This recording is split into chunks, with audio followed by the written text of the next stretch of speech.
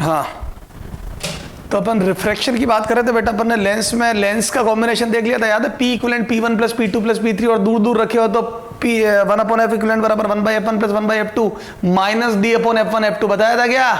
Yes sir. अब आ जाओ बेटा, लेंस प्लस मिरर का कॉम्बिनेशन देखते हो और फिर अपन थोड़ा सा थिक लेंस भी देखेंगे। वो जेई लेवल के क्वेश्चन है लेकिन फिर भी एक दो करा दूंगा मैं तुम्हें, ठीक है? तो अभी अपन बात कर रहे हैं लेंस प्लस मिरर कॉम्बिनेशन। क्या बात कर रहे हैं बेटा? थोड़े से कॉम्प्लिकेटेड क्वेश्चन होते हैं लेकिन तुम्हारे, देखो मेरी बात सुनना, हम ये सोच ले कि कॉम्प्लिकेटेड होते हैं और छोड़ दें इस सेक्शन को ना, तो इसमें मतलब बहुत जबरदस्त क्वेश्चन भी बनते हैं जिसमें कॉम्प्लिकेशन ही होती है, बहुत लेंथी नहीं होता है लेकिन माइंड से सॉल्यूशन आसान आ जाता है। तो इसीलिए इसके कंसेप्ट समझने पड़ेंगे अपने को, और हमें जब वो क्वेश्चन बेस से आ जाए जो लेंथी ना हो और हो रहे हो तो अपने को नॉलेज होना चाहिए। सुनना, ये लेंस प्लस मिरर कॉम्बिनेशन है। लेंस का एक हिस्सा मैंने सिल्वर्ड कर दिया, मैं प्लेनो कॉन्वेक्स भी ले सकता था पर मैंने इक्वी कॉन्वेक्स लिया। दिस इज इक्वी, जो भी वोटेवर, एक लेंस है उसका एक हिस्सा मैंने सिल्वर्ड कर दिया। तो क्या मैं बोल दूं जब रे जाएगी तो लेंस के अंदर जाके मिरर से टकरा के वापस आएगी तो बीच में एयर गैप, जैसे स्लैब में माना था ना अपन ने, क्या पैरेलल स्लैब में कंपोजिट स्लैब बनाई थी ना, खूब सारी स्लैब का कॉम्बिनेशन, वैसे मैं लेंस और मिरर के बीच में एक छोटा सा एयर गैप मान रहा हूं। क्या मान रहा हूं बेटा? Air gap between lens and mirror. तो हमने लेंस और मिरर के बीच में एक छोटा सा एयर गैप मान लिया, ये this is the air gap. तो बोल दूं यहां पे 2 बार लेंस से गुजरी है रे और 1 बार मिरर से रिफ्लेक्ट हुई है, तो 2 बार लेंस और 1 बार मिरर यूज हुआ। तो क्या मैं बोल दूं twice of power of lens, 2 bar lens की पावर काम आई है, 2 बार लेंस से गुजरा है और 1 बार मिरर से रिफ्लेक्ट हुई है। तो मैं बोल दूं ये 3 चीजों का कॉम्बिनेशन है, 2 लेंस प्लस 1 मिरर। इस बात को समझ लो, चाहे जाना चाहे आना, 2 बार लेंस से गुजरी तो 2 लेंस प्लस 1 मिरर मिलके इसका हिसाब करेंगे। तो P इक्विवेलेंट बराबर twice of lens plus mirror, ठीक है? एक तो ये।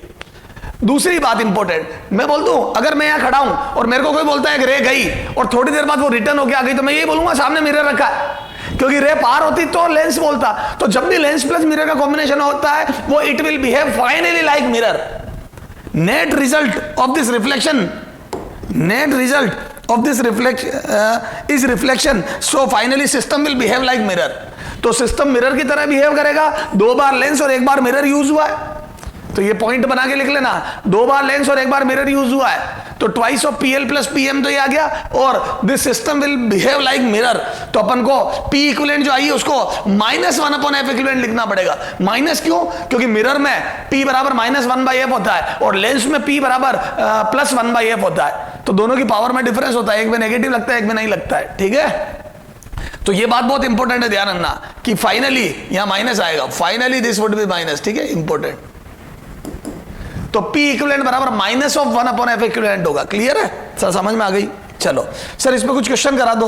102 क्वेश्चन हो गए थे अपने, क्वेश्चन नंबर 103। अब क्वेश्चन क्या है? ये रहा एक equi convex, this is equi convex lens जिसकी R1 R2 20 सेंटीमीटर है, इसका म्यू 3/2 है और पीछे वाली सरफेस को मैंने सिल्वर्ड कर दी। और सॉरी अपन एक काम करते हैं, इसको X कर देते हैं, आज क्वेश्चन बदल देते हैं थोड़ा सा, ठीक है? ये थिन लेंस से मैंने दिखाया, ठीक है, ताकि रे डायग्राम अच्छा बने।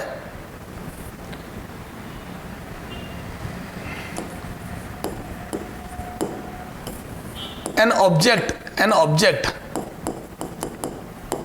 is placed in front of lens mirror system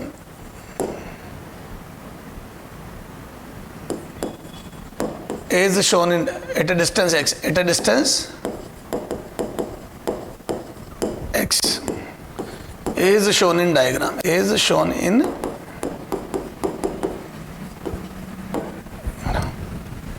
ठीक है? ये काम करता हूं मैं, रुक जाए एक मिनट, इसको 5 कर देते हैं, है ना? 5 सेंटीमीटर कर देते हैं पहले, ये वो कर है ना, थोड़ा at a distance 5 centimetre. Then final image, distance of final, then distance of final image from mirror will be, वही मिरर लेंस एक ही बात है, विल बी। ये क्वेश्चन है, ये क्वेश्चन मैं बेसिक दे रहा हूं जिसमें कॉम्प्लिकेशंस आएगी, उसके बाद मैं बताऊंगा तुम्हारे को बच्चा इतना बड़ा देख के छोड़ देता है और फिर उसमें क्वेश्चन इजी पूछ लेता है। दोनों बातें करेंगे अपन, ठीक है। अभी बात ये करते हैं, तो 5 सेंटीमीटर डिस्टेंस पर ऑब्जेक्ट रखा है, तो अपने को ये बताना फाइनल इमेज क्या बनेगी। तो मेरे पास काम करने के 2 तरीके हैं ना, मेथड 1 है ना, सॉल्यूशन मेथड 1, ठीक है। पहले मैं बेसिक से कर रहा हूं, बेसिक, ठीक है, कोई फॉर्मूला ध्यान नहीं है तो, है ना, बेसिक से कर रहा हूं। तो आ जाओ, थोड़ा सा डायग्राम बड़ा बना रहा हूं क्योंकि सारा गेम ही डायग्राम है। ये म्यू हो गया 3/2 और ये R1 बराबर R2 बराबर हो गया 20 सेंटीमीटर, ठीक है। ये अब देखो, ये ऑब्जेक्ट रखा कहाँ, ये रहा, ये कितनी डिस्टेंस है बेटा, 5 सेंटीमीटर, ठीक है। क्या मैं बोल दूं बेसिक से, ये रे पहले जाएगी और यहाँ रिफ्रैक्शन होगा, इधर देखो, ये रे गई, यहाँ पे नॉर्मल तो वाइट कलर से बना है, ये नॉर्मल है ना, यहाँ रिफ्रैक्शन होगा और आफ्टर रिफ्रैक्शन रे हो जाएगी, ठीक है, और ये पीछे से आती हुई लगेगी। तो क्या मैं बोल दूं ये रिफ्रैक्शन हुआ, तो मैं बोल दूं for first surface,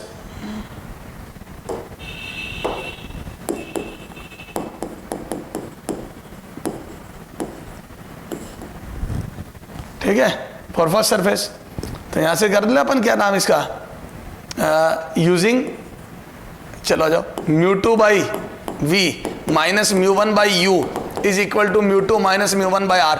curd surface से रिफ्रैक्शन का फॉर्मूला होता है, तो पहली surface is a curved surface, उसके लिए u बराबर लिख दूं -5, है ना। तो u बराबर -5, μ2 देखो 3/2 जिस मीडियम में जा रही, v निकालना है ना, माइनस μ1 -5, सॉरी μ1 एयर है, और ये u -5 is equal to μ2 minus μ1 3/2 - 1 upon r plus 20। तो कितना आ जाएगा ये 3/2v plus 1/5 is equal to 1/40, ठीक है। ये आया 1/40, है ना। यहाँ से 3/2v is equal to 1/40 minus 8/40, तो यहाँ से आ जाएगा 3/2v is equal to minus 7/40। देखो सही करा गलत करा मैंने, कोई मिस्टेक है क्या, देख μ1 ठीक है 1 5 20 है ना, 3/2 - 1 1/2 है ना, ये 1/40 ठीक है, 3/2 भी है, ओके मेरे हिसाब से तो ठीक है। कितना आ जाएगा 20, एक मिनट ढूंढना यार, 20 10 10 5 10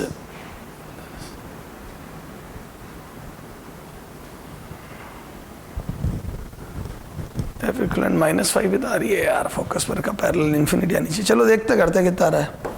तो v बराबर कितना आ रहा है 60 -60/7 -60/7 सेंटीमीटर, ये इसकी इमेज आ रही है। -60/7 मतलब इधर ही बनेगी, और 60/7 मतलब 5 से बढ़ा के ना, तो बिल्कुल सही बात है, ये पीछे से आती हुई लगेगी, देखो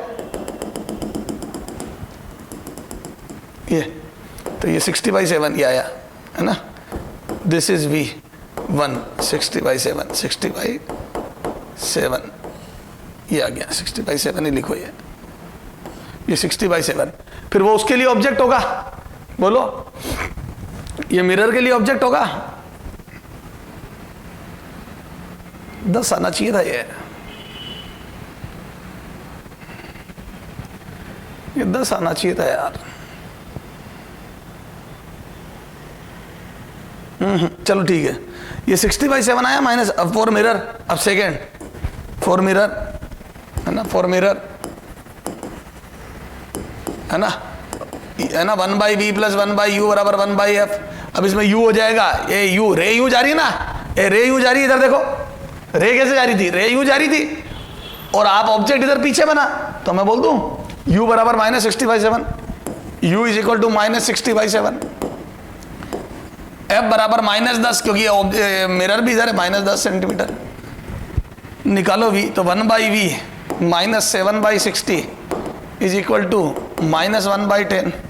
तो यहाँ से 1/v is equal to 7/60 minus 6/60। तो यहाँ से v बराबर आ रहा है बेटा 60, है ना, सॉल्व कर लेना इसको, 60 सेंटीमीटर, मतलब इमेज बनी 60 सेंटीमीटर पे, है ना। 60 सेंटीमीटर का मतलब क्या हो गया बेटा,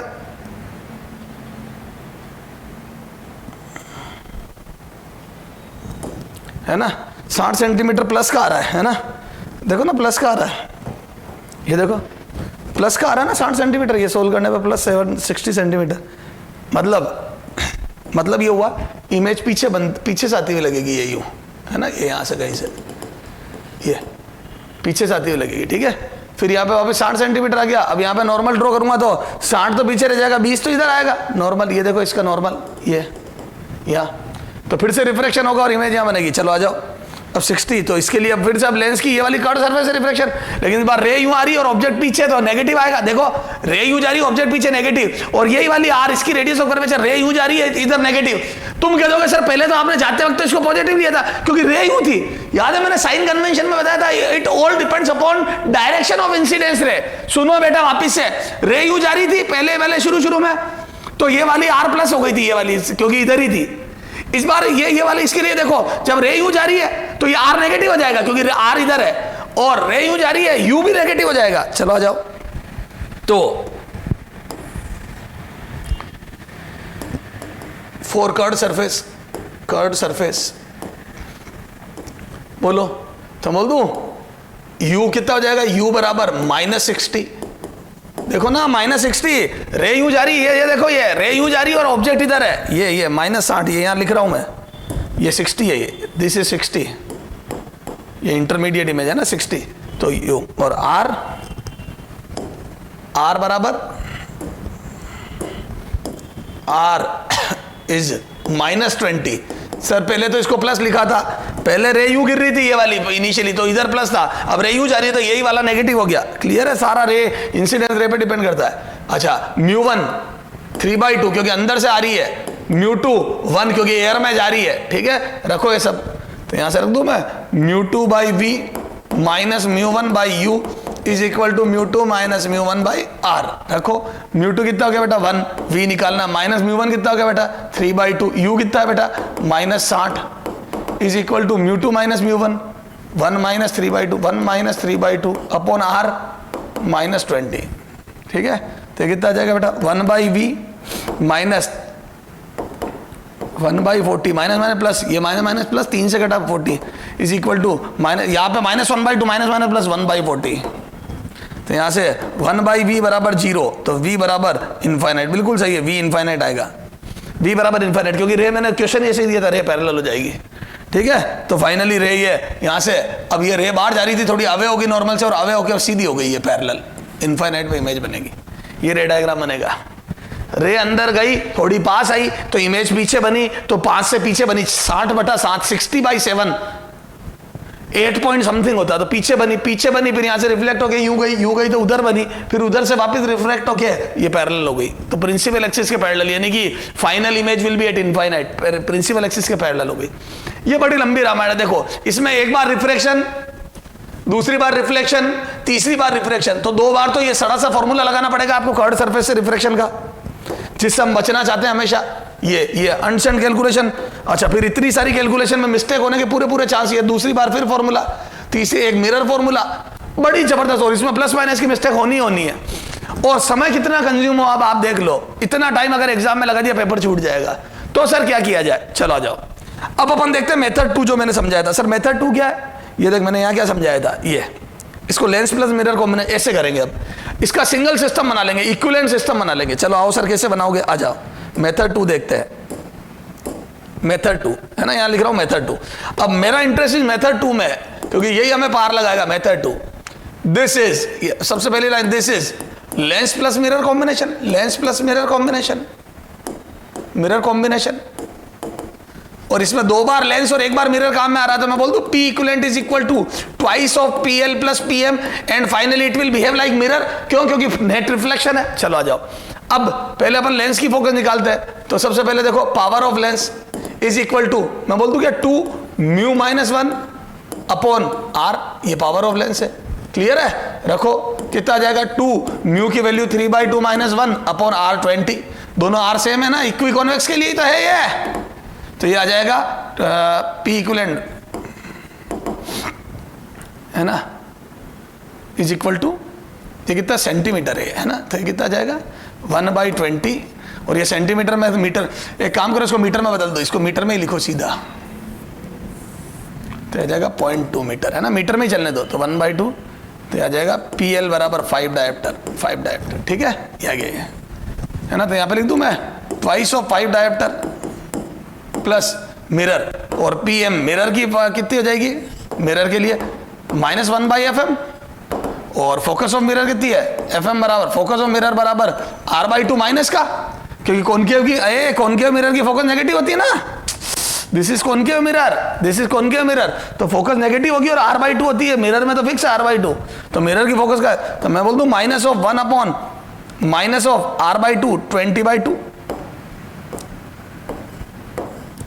है ना, सेंटीमीटर या मीटर में कर लो, -0.2 डिवाइड बाई 2, तो यहां से कितना आ जाएगा 10 + 10 डायोप्टर, ये तो ये power of mirror 10 dioptre.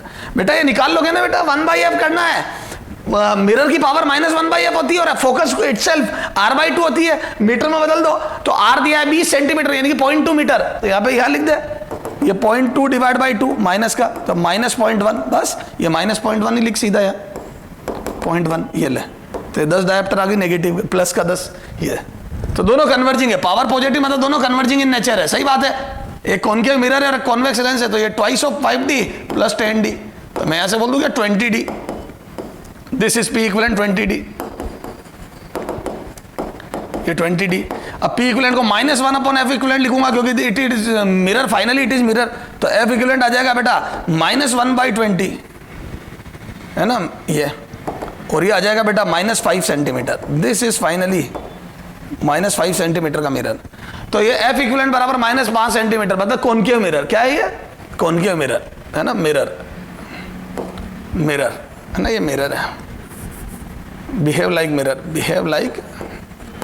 Mirror, ध्यान रखना ये मिरर की तरह बिहेव करता है ये, और नेगेटिव आया मतलब कॉनकेव मिरर, तो क्या मैं बोल दूं एक लाइन में मेरे ये हो गया, ये तो ठीक है तुम्हें दिखाने के लिए मैंने इतना लिखा, बाकी एग्जाम में तो जमा देंगे पावर लिख के, तो एक लाइन में मैं बोल दूं it will behave like mirror, concave mirror of F बराबर -5 सेंटीमीटर, और ऑब्जेक्ट भी 5 पे रखा है, यानी कि फोकस पे रखा 5, ये फोकस, यही ऑब्जेक्ट है, ये 5 बोलो, तो मैं बोल दूं ऑब्जेक्ट भी फोकस पे ही रखा एक तरीके से, तो मैं बोल दूं ये जो रे जाएगी वो टकरा के पैरेलल हो जाएगी, ये आया था इनफाइनाइट आंसर, तो फाइनली फोकस पे ऑब्जेक्ट रखा था, इनफाइनाइट पे इमेज बनेगी, तो सिंगल मिरर से कर दिया हमने, तो अगर हमारे को ये रामायण पता है तो अपन सिंगल मिरर बना देंगे इसका, क्लियर है, चलो सर फिर आपने बेसिक क्यों बताया, आप डायरेक्ट यही बताते ना सर, और कह देते वो बहुत लंबा पड़ेगा आप खुद कर लेना, नहीं ये बेसिक भी आना चाहिए सर, क्यों आना चाहिए, कई बार बेसिक से क्वेश्चन इजी पड़ेगा, चलो आ जाओ अगला क्वेश्चन देखते हैं, बेटा ये थोड़ा सा कॉम्प्लिकेटेड चीजें हैं, पढ़नी तो पड़ेगी, ठहर के, अभी अपने एग्जाम में हम डिसाइड करेंगे क्वेश्चन करना है या नहीं करना है, अगर बहुत ज्यादा कॉम्प्लिकेटेड होगा छोड़ देंगे, और बाकी बेसिक आ जाए, ये देख सर इजी कैसे बन सकता, 2 क्वेश्चन और दे रहा हूं देख,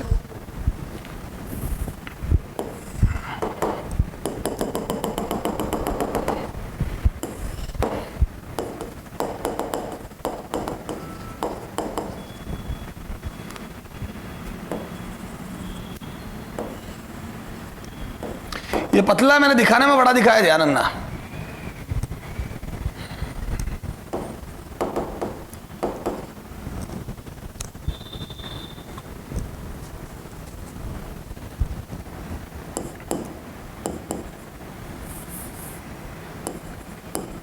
what will be the value of x so that image will coincide with O itself, x की वैल्यू क्या होगी, इमेज यहीं की यही बना है ना, O से कोइंसाइड कर जाए, ठीक है, चला जाओ देखते हैं सर, देखो जब यहां से रे निकलेगी वो जाएगी, ये नॉर्मल सेंटर से पास होएगा, और रे जब रिफ्रैक्ट होके आएगी तो मैं बोल दूं क्या, इमेज कोइंसाइड करे O से, तो मिरर पर परपेंडिकुलर गिरनी चाहिए, तभी तो रिट्रेस, मतलब वहीं की वहीं बने, मतलब रिट्रेस करे, है ना, इमेज कोइंसाइड करे मीन्स मिरर पर परपेंडिकुलर गिरे एंड पाथ रिट्रेस करे। This is the basic, this is the निचोड़। पाथ रिट्रेस करे, ये इस क्वेश्चन का निचोड़ है। पाथ रिट्रेस करे, क्लियर है? ये निचोड़ है सारा। पाथ रिट्रेस करे तो क्या मैं बोल दूं इस मिरर पे परपेंडिकुलर गिरनी चाहिए, दिस इज द बेसिक। तो ये रे रिट्रेस करेगी और फाइनली इमेज वहीं की वहीं बन जाएगी। तो मुद्दे की बात है, मुझे अब देखो होते दो रिफ्लेक्शन और एक रिफ्लेक्शन। पिछले क्वेश्चन में 2 बार रिफ्लेक्शन 1 बार रिफ्लेक्शन करना पड़ा, अब मेरे को 1 बार रिफ्लेक्शन में ही काम चल जाएगा। मिरर सोल्व करना नहीं है मुझे, तो अल्टीमेटली मिरर को 20 से आती हुई लगनी चाहिए। रिट्रेस कब करेगी? जब नॉर्मल के अलॉन्ग जाएगी, यही नॉर्मल बन जाए। तो मैं बोल दूं मिरर को सेंटर से आती हुई लगनी चाहिए। Ray after refraction from first surface it should appear to come from centre of curvature of mirror. जब रिफ्रैक्शन हो पहली सरफेस पे तो मिरर को लगना चाहिए सेंटर ऑफ कर्वेचर से आ रही है। बस तो पहली सरफेस पे कबाड़े करने अपने को, आ जाओ। तो बोल दूं फॉर फर्स्ट सरफेस, तो बहुत आसान हो गया। फॉर फर्स्ट सरफेस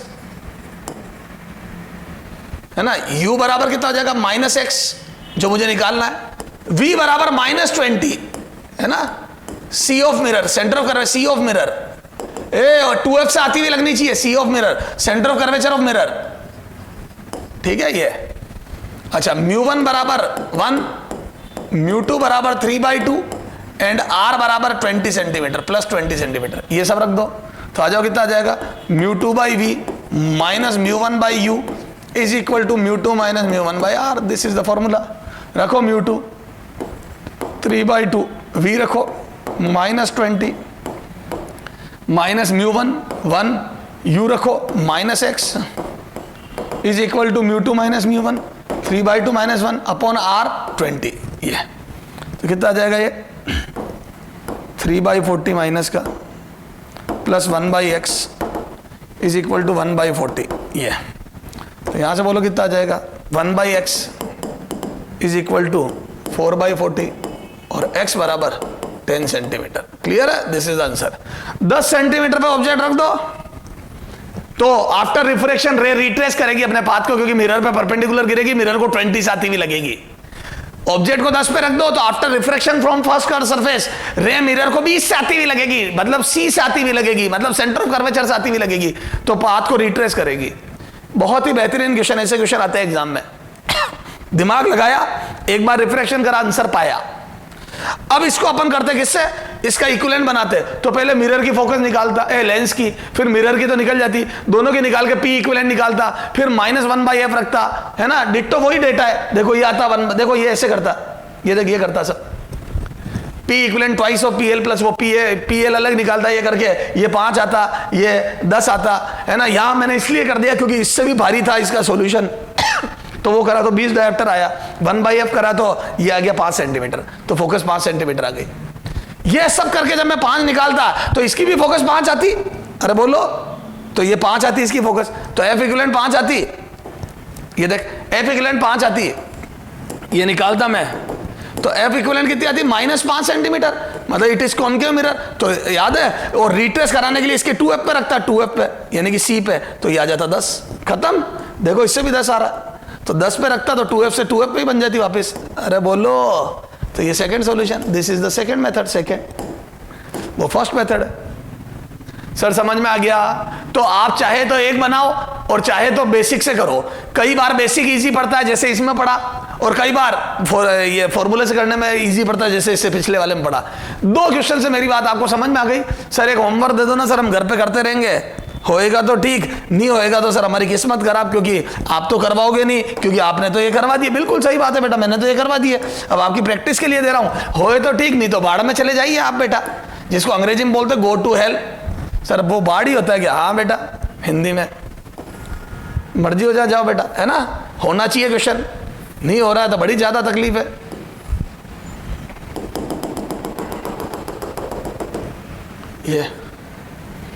ये क्या है? इक्वी कॉन्वेक्स लेंस, आर बराबर 20 सेंटीमीटर मैंने दे दिया। सेकेंड सरफेस फ्लैट है ही सरी, म्यू वही कांच का ले लो 3/2 है ना। यहाँ पे ये ऑब्जेक्ट रख दो है ना, और वही ऑब्जेक्ट कहाँ रखे? फलाने रखे, डिम के रखे, what will be x, what will be the value, will be the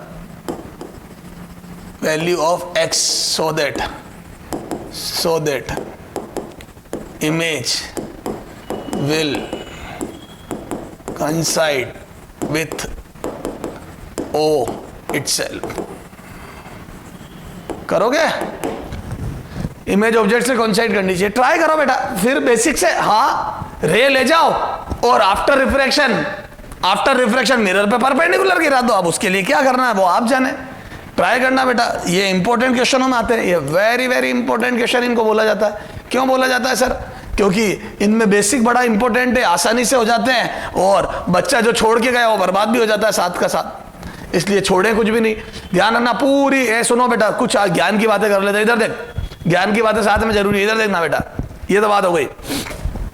आप जब प्रिपरेशन करते हो, जैसे अभी आप पूरे साल प्रिपरेशन करोगे, एक बहुत ज्यादा भारी क्वेश्चनों के पीछे नहीं भागे। मैं मतलब 2006 से पढ़ा रहा हूं, जब मैं सेकंड ईयर में था। 2006 से लेके मैं आज तक यही बात कह रहा हूं बच्चों को, लेकिन बच्चा समझता नहीं। उसको लगता है सर इसलिए कह रहे होंगे ताकि इनसे हम भारी क्वेश्चन नहीं पूछे। बेटा आप मेरे से कितने ही भारी क्वेश्चन पूछो, मेरे को तकलीफ नहीं है। बात वो नहीं होती है, बात ये होती है आप गलत ट्रैक पे काम करते हो। अब आप क्या करते हो, उनमें उलझे रहते हो, अपना कॉन्फिडेंस डाउन कर देते हो, अपना कॉन्फिडेंस लूज कर देते हो। अभी भी आपने तैयारी करी होगी तो आपको पता पड़ा होगा, बूस्टर के अनशन क्वेश्चन नहीं हुआ, आपने अपना कॉन्फिडेंस डाउन कर लिया। एक्सरसाइज 3 के अनशन क्वेश्चन नहीं हुआ, डाउन कर लिया, और उस कारण से आपकी 10-10 दिन पढ़ाई नहीं होती, 5-5 दिन पढ़ाई नहीं होती कि मैं किसी लायक नहीं हूं, ऐसा सोचने लग जाते हैं। बेटा न तो मैंने मेरी जिंदगी में आज तक भारी क्वेश्चन किए है ना। देखो भारी क्वेश्चन करने नहीं होते, वो अपने आप हो जाते हैं। सर कैसे अपने आप हो जाते हैं? या तो करने से भी नहीं होते। उसका कारण ये है कि आपने पहले बेसिक क्वेश्चन नहीं करे। देखो ABCD पहले पढ़नी पड़ेगी, उसके बाद आपको वोकैब आएगी, उसके बाद आप टेंस सीखोगे, उसके बाद उनको यूज करोगे, फिर ऐसे स्टोरी, एक सीक्वेंस होती है हर चीज की। तो आप सबसे पहले क्या करो, बेसिक क्वेश्चन करो, इजी क्लास में जो करा है वो खुद करो। वो कर लिए, होने लग गए, ऐसे 2 क्वेश्चन खुद बनाओ, अपने लिए खुद बना लो डेटा चेंज करके, उससे तुम्हारा दिमाग काम करना चालू करेगा। फिर आप एक्सरसाइज 1 करो, आप सोल्ड एग्जांपल करो। पहले जो एक्सरसाइज के सोल्ड एग्जांपल है ना, जो थ्योरी के बीच बीच में दिए मैं आपके मॉड्यूल में, वो करो। नहीं होंगे तो सॉल्यूशन मौजूद है, वो करो। उसके बाद एक्सरसाइज करो, अब थोड़े काबिल हो गए, एक्सरसाइज 1 करो, फिर एक्सरसाइज 2 करो। जब ये सब हो जाती है तो समझ लेना तुम्हारा सिलेक्शन हो गया। आपकी एक्सरसाइज 2 हमेशा ईजी होगी एक्सरसाइज 1 से। सिर्फ एक ऑप्टिकल इंस्ट्रूमेंट आई डिफेक्ट की छोड़ दो, बाकी सारी एक्सरसाइज 1 इजी है, 2 इजी है 1 से। यानी कि एग्जाम में एक्सरसाइज 1 से भी आसान क्वेश्चन आते हैं। पेपर उठा के देख लो इस बार नीट 2020 का, इतना आसान पेपर, इतना आसान पेपर। लेकिन वही वाली बात है कि बच्चा क्या बोलते हैं, अपने अंडरस्टैंड के चक्करों में भागा, एक्यूरेसी बढ़ाई नहीं। तो आप क्या करें बेटा, आसान आसान क्वेश्चन करें, अपना कॉन्फिडेंस बढ़ाएं, है ना। और आप पहले भगत सिंह बने, समझ गए, ताकि आपके अंदर का बॉइलिंग ब्लड कि हाँ मैं ये कर लूंगा। जब आप एक्सरसाइज 1, 2 और ये सब कर लेते हो तो आपको कॉन्फिडेंस बढ़ जाता है, आपके कंसेप्ट क्लियर हो जाते हैं, आपका बेसिक क्लियर हो जाता है। और जब आपका बेसिक क्लियर है तो आप फिर करें भारी क्वेश्चन, बूस्टर के, एक्सरसाइज 3 के। भारी क्वेश्चन क्या होता है, 2 टाइप के भारी क्वेश्चन होते हैं। एक जिसमें मल्टीपल कॉन्सेप्ट हो, जैसे 3 कॉन्सेप्ट एक साथ लग गए, वो हो गया भारी। अब अपन पहले भारी करते हैं, अपने वो कॉन्सेप्ट ही क्लियर नहीं होते, इसलिए किसी ना किसी कॉन्सेप्ट में अटक जाते, वो क्वेश्चन नहीं होता है। तो भारी question is mixture of concept, है ना, it is mixture of more than 1 concept. या फिर भारी होता है कैलकुलेशन से, जिसमें अनशन कैलकुलेशन, इसको भारी बनाना है। मैं यहाँ पे जैसे ये दिया था मैंने, ये देख क्वेश्चन मैंने दिया था, देख भारी कैसे बनता है क्वेश्चन। यहां मैंने दिया था 5, इसको मैं दे दूं 4.7 सेंटीमीटर, लो बर्बाद हो गए। अब कैलकुलेशन में उलझते ही रहो, अब ये हो गया भारी। ऐसे क्वेश्चन नहीं करना है। जो क्वेश्चन कैलकुलेशन में भारी है, कंसेप्ट पे नहीं है, वो होए तो ठीक, नहीं तो भट्टी की वाड़ में गए, ठीक है। नहीं परवाह नहीं करनी उसकी, ठीक है। तो आप समझे कि क्वेश्चन कैसा है, हमारे को कॉन्सेप्ट इंक्रीज करवा रहा है या फालतू की कैलकुलेशन करवा रहा है। अगर आप अक्लमंद है तो फालतू की कैलकुलेशन वाले क्वेश्चनों को कम इंपोर्टेंस दे, ठीक है। अच्छा, बूस्टर के और एक्सरसाइज 3 के जो हो जाए उनसे खुश रहे, परेशान न रहे, क्योंकि सारे कंसेप्ट हमारी एक्सरसाइज 1, 2 में कवर हो रहे हैं, छूट कुछ भी नहीं रहा है। मैंने देख लिया सब बेटा, कवर हो रहे हैं सब, 100% कवर हो रहे हैं।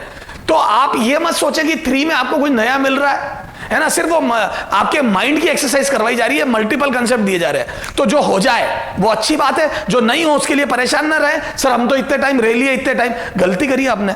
पुराने जो भी आपके बड़े भाई बहन है जिन्होंने नीट वगैरह दिए, उनसे पूछ लेना मेरी बात सही है गलत है, ठीक है।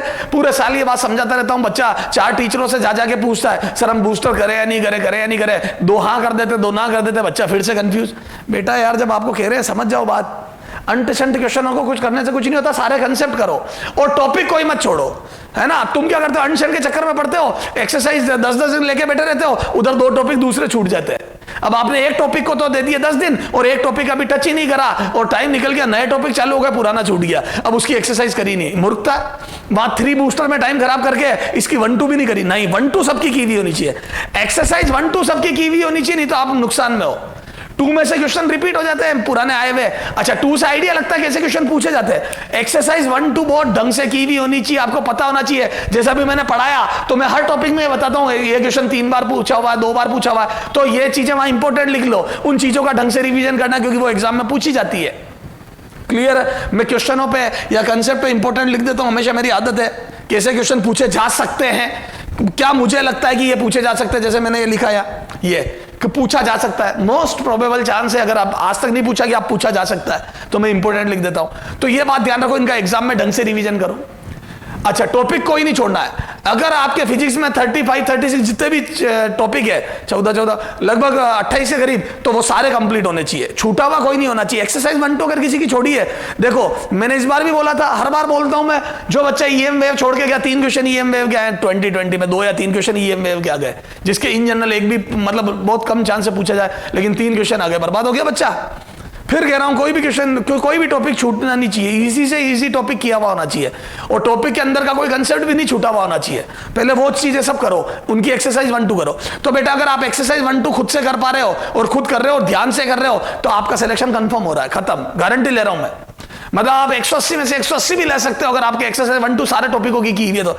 इसी लेवल के पेपर आ रहे हैं, आप उठा के देख लो, ठीक है। मैं इसमें कुछ भी लाग लपेट वाली बात नहीं, आप उठा के देख लो, आप 4 टीचर से पूछ लो, आप पुराने पेपर उठा के देख लो, 100% क्वेश्चन हो जाएंगे, इतने इजी पेपर आ रहे हैं, ठीक है। एक आधा कोई कंफ्यूजन क्वेश्चन आ रहा है तो उसमें तो हम ही कंफ्यूज है, तुम कहां से नहीं होगे, ठीक है। ऐसे क्वेश्चनों की परवाह मत करो, वो तुक्के में ही राइट होते हुए। एडियाबेटिक आइसोथर्मल दे दिया, अब वो दोनों ही है, लेकिन मान नहीं रहे, एडियाबेटिक ही दे रहे। किसी ने आइसोथर्मल टिक किया, वो बर्बाद हो रहा है फालतू में। तो सर समझ में आ गई आपकी बात। बेटा ऐसे धीरे धीरे ज्ञान की बातें बताता रहूंगा, ये बातें आप समझो, जितनी जल्दी समझ में आएगी उतना सिलेक्शन के चांस बढ़ते जाएंगे, ठीक है। चलो आगे। तो सर ये आ गया लेंस प्लस मिरर कॉम्बिनेशन, हमारे समझ में आ गया, है ना। अब देखो बेटा, कई बार मिरर और लेंस को दूर दूर कर दिया जाता है। क्या कर दिया, ये तो इन टच, ये देखो इन कॉन्टेक्ट, ये लेंस प्लस मिरर कॉम्बिनेशन था, है ना। यहां लिखो आर इन कॉन्टेक्ट। क्या है रे, अरे फिर lens plus mirror combination, A put in contact, है ना। पहले केस में मैंने इनको टच पे रखा, पुट इन कॉन्टेक्ट, अब दूर दूर रखते हैं ना, ठीक है, अब दूर दूर रखते हैं। अब आ जाओ एग्जाम्पल, कौन सा हो गया बेटा, 106, ठीक है बेटा 106। अब देखो ये एक लेंस है, ठीक है, प्लस ये मिरर है, ठीक है।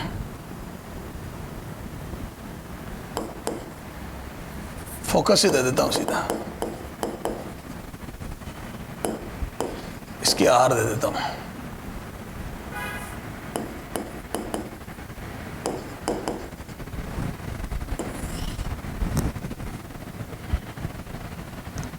ध्यान से सुनना बेटा। जैसे मैंने बोला पैरेलल रे गिराई, ठीक है, क्या बोला मैंने, पैरेलल रे गिराई। अब सुनना ध्यान से, पहला ए है ना, फर्स्ट ये D, separation between lens and mirror is D. मैं रामायण नहीं लिख रहा हूं, है ना, ताकि कॉपी नहीं बने। पहला इफ रे retrace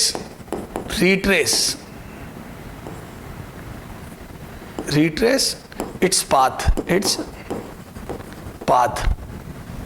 if ray retrace its path, then D। second, क्या हुआ ये, D second, if final image is formed at infinity, then D। दोनों क्वेश्चनों में एक बहुत बेसिक डिफरेंस, बहुत माइन्यूट सा बाल जैसा डिफरेंस है। देखो क्या है, बताता हूं।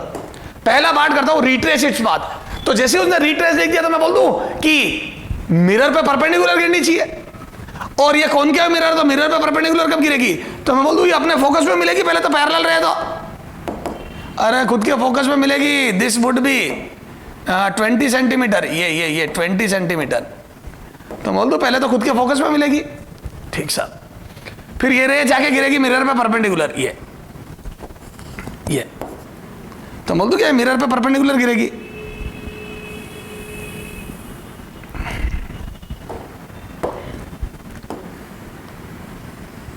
ये तो ये मिरर पे गिर गई परपेंडिकुलर, ये देखो ये 90 डिग्री। तभी तो रिट्रेस करेगी बेटा, रिट्रेस के लिए तो वापस लौटनी चाहिए, और उसका तो एक ही तरीका मिरर पे परपेंडिकुलर गिरे, मैं 50 बार बता दिया आपको, तो ये रिट्रेस करेगी। तो एक तो इधर से फोकस के बराबर डिस्टेंस होनी चाहिए F1 के बराबर, और इधर से मैं बोल दूं R के बराबर डिस्टेंस होनी चाहिए रेडियस ऑफ कर्वेचर के बराबर।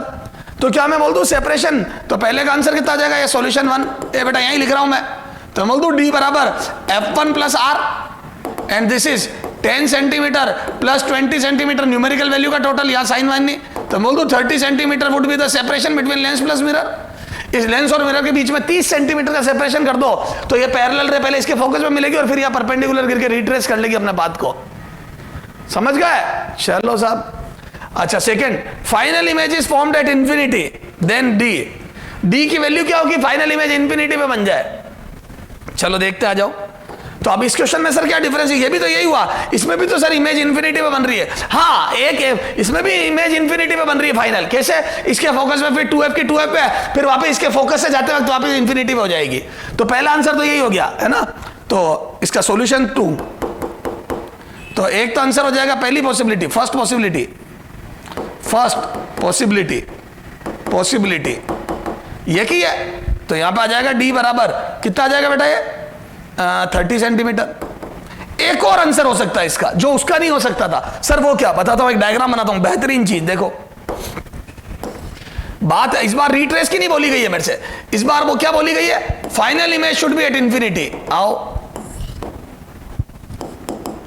F1 बराबर 20 सेंटीमीटर, F2 बराबर सॉरी R बराबर 20, मैंने यार वहां गलती कर दी, ये F20 था, F20 था रे, गलतियां, ये 20, कोई बात नहीं, कैलकुलेशन है तो, है ना, तुम मत करना हो सर, कोई बात नहीं, हमने भी एग्जाम में कर दी, नहीं आपको नहीं करनी है बेटा, ये इसमें समस्या है, बर्बाद हो गए, वापस क्वेश्चन लिखना पड़ेगा यार, अच्छा 40 बनाया मैंने भी।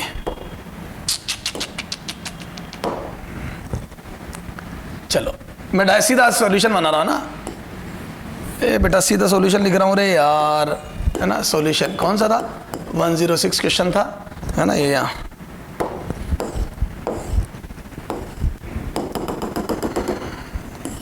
ठीक है, वो 40 हो जाएगा बेटा, और उसको 40 कर लेना यार, ठीक है।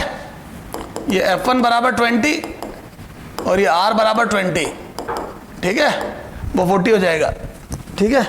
ये देख, ये यहाँ पे 20 था, तो वो D बराबर 10 प्लस लिखा था ना मैंने, वहाँ 20 प्लस 20 कर देना, तो रिट्रेस करने के लिए 40 सेंटीमीटर आ जाएगा, ठीक है। ये था अपना पहला,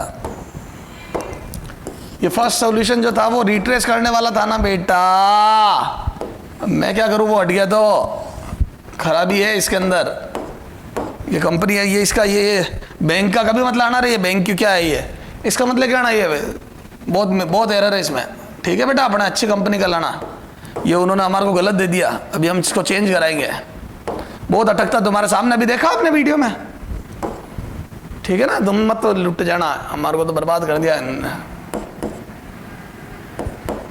F1 R, ठीक है, देखते अपनी जिम्मेदारी निभाते हैं नहीं निभाते हैं, वापस चेंज कर, तो ये वापस रिट्रेस कर, ये बात अपनी हो गई थी बेटा, है ना, अपने को जबरदस्ती इसकी इस कंपनी की वजह से मेहनत करनी पड़ी।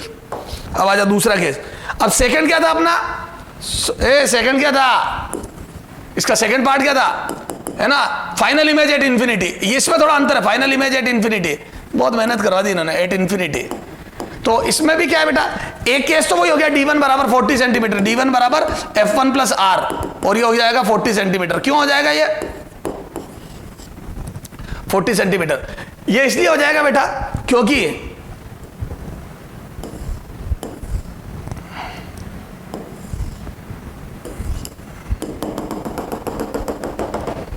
ये इसलिए हो जाएगा क्योंकि वही रिट्रेस वाली बात है ना, तो इसमें भी फाइनल इमेज तो इन्फिनिटी बन रही है, रिट्रेस कर रही है तब भी।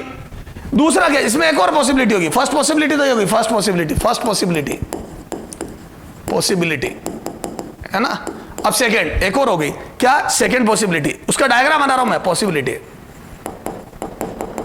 सर क्या, देखो एक और पॉसिबिलिटी होगी, क्या बताता हूं। अगर रे F1 बराबर 20 था और R बराबर 20, अगर रे यहां पे गिरे, कहां पे, इसके पोल पे सीधी आफ्टर रिफ्लेक्शन, तो क्या मैं बोल दूं जो ऊपर वाली रे वो नीचे से निकल जाएगी, ये यूं, और जो नीचे वाली रे है जो यहां गिर रही थी, ये देख, वो टकरा के ऊपर से निकल जाएगी। तो ऊपर वाली रे आफ्टर रिफ्लेक्शन नीचे से, नीचे वाली रे आफ्टर रिफ्लेक्शन ऊपर से, तब भी तो इमेज इनफाइनाइट में बनी। लेकिन क्या इसमें रे रिट्रेस कर रही है, पांच सवाल ही पैदा नहीं होता, कहां रिट्रेस कर रही है, आई यहां से गई वहां से, वाई वहां से गई यहां से, ये रे अलग अलग इंटरचेंज हो गई। तो क्या मैं बोल दूं एक और पॉसिबिलिटी, तो D बराबर F1, तो ये भी आंसर है। और ये कितना जाएगा, D बराबर F1 से, बोलो, तो यहां से बोल दूं मैं D बराबर 20 सेंटीमीटर आंसर। तो या तो मिरर और लेंस के बीच में 20 सेंटीमीटर की दूरी हो तो इमेज इनफाइनाइट में बनेगी, और या फिर 40 सेंटीमीटर की दूरी हो तो इमेज इनफाइनाइट में बनेगी। This is lens plus mirror combination. Clear है क्या? इस टाइप के क्वेश्चन बनते रहते हैं, आप करते रहो, दिमाग लगाते रहो, क्वेश्चन हो जाएंगे बेटा। अब वो तो भले कितने ही करो, कोई फर्क नहीं पड़ रहा, आप थोड़े क्वेश्चन ट्राई करना, आपको सारी बातें समझ में आ जाएगी। अच्छा, इसमें कॉनकेव मिरर भी कर सकता है ना। और देखो,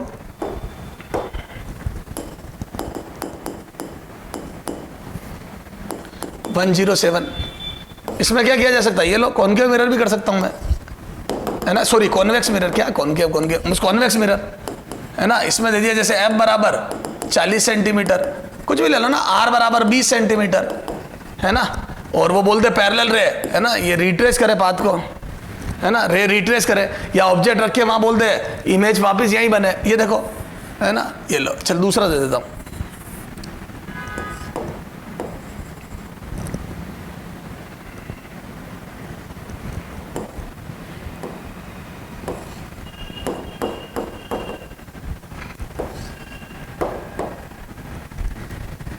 D is equal to what? So that final image will be at O itself, बस ये करना। ये D क्या हो, बस वही वाली बात है, यहां से रे ले जाओ, उस पर रिट्रेस करवा दो पाथ को, तो इमेज वहीं की वहीं बन जाए। क्लियर है क्या? तो इमेज वहीं की वहीं बन जाए, समझ रहे हो? ट्राई करना, बोलो, ट्राई करना बेटा।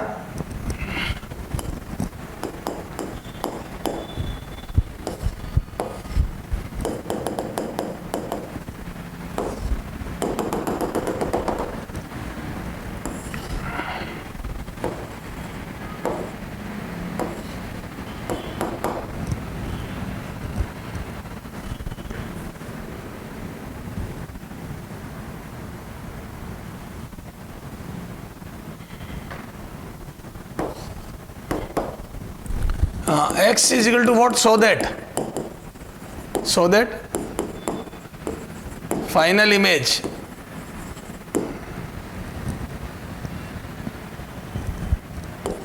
will be formed at O itself, and doesn't depend upon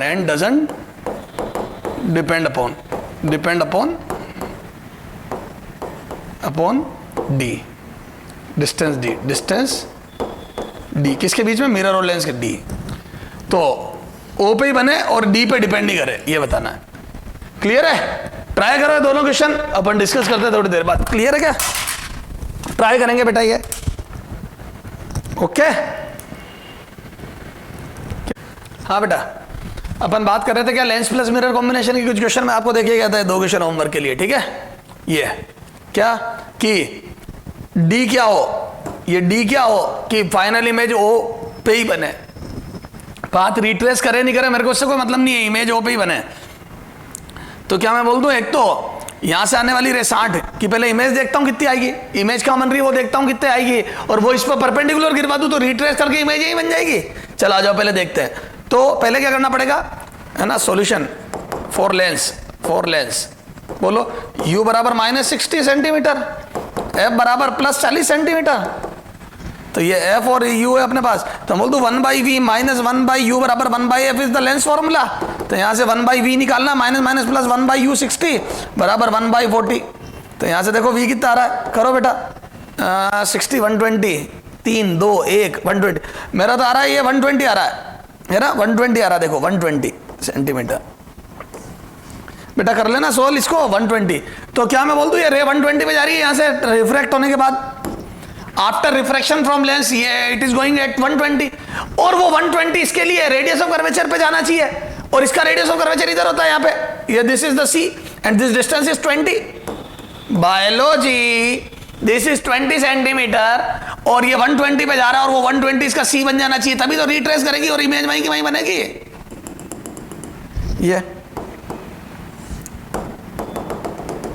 ये तो मैं बोल दूं अगर मिरर पे परपेंडिकुलर गिरानी है रे ये, तो दिस शुड बी 120, और तो मैं बोल दूं ये d बराबर 100 सेंटीमीटर होना चाहिए। तो ये जो 120 है उसमें से अगर ये 20 है रेडियस ऑफ कर्वेचर, तो मैं बोल दूं इट शुड बी 100, तो आ जाएगा, है ना। तो v 120 आया, है ना, यहां पे एक पेज इंसर्ट कर लो, ठीक है, ये देखो, तो ये 120 आया ना, तो मैं बोल दूं this 120 centimetre from lens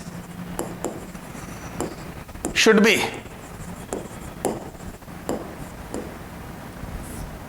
20 centimetre from mirror, so d बराबर 100 सेंटीमीटर, है ना। अब ये यहां नहीं समझ में आएगा, आप डायग्राम देखो, लुक एट डायग्राम, है ना, डायग्राम देखो आप समझ जाओगे, ये रामायण नहीं समझ में आएगी। अरे जो लेंस से 120 है वो मिरर से 20 रखने के लिए 100 हो जाना चाहिए, तो यहाँ पे परपेंडिकुलर गिरेगी, वो अब इसको सब अक्कल से करना पड़ेगा, इसके कोई फॉर्मूला नहीं है, ठीक है। अच्छा एक और बात, अगर रिट्रेस करानी तो इसके पोल पे भी तो गिरा सकता हूं, है ना, पोल पे भी तो गिरा सकता हूं। सेकेंड आंसर,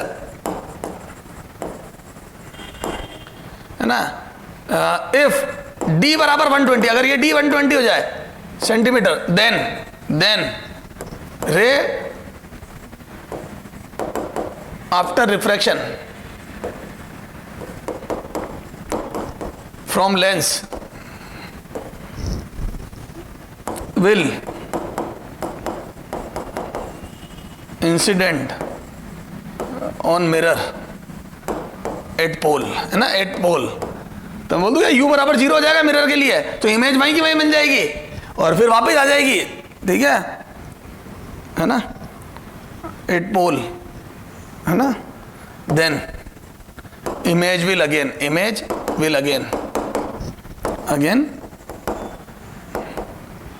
formed at, क्योंकि मेरे से रिट्रेस तो बोला नहीं है, at O itself। क्लियर है क्या, ये देखो